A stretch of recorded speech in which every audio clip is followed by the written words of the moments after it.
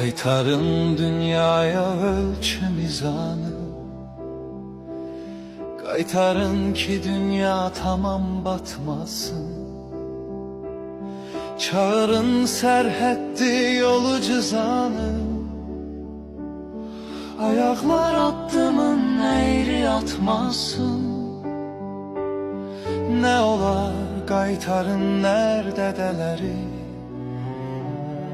düşürün kürsüden pis gədələri.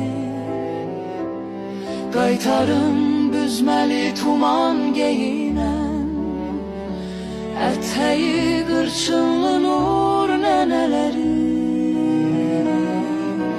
Qaytarın qürurlu sərt ataları, qaytarın o igid mərd anaları.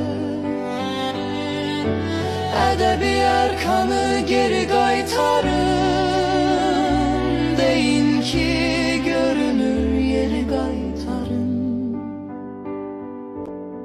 Cinayət namusla pərdələnməsin, Cəhalət savada yer göstərməsin.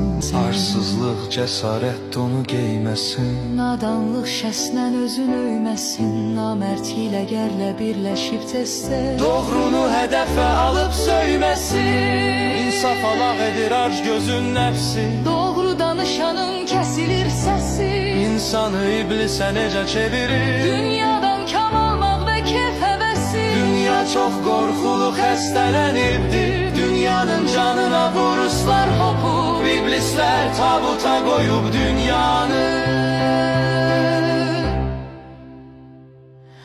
Dünyanın məhvəri yerindən qopub.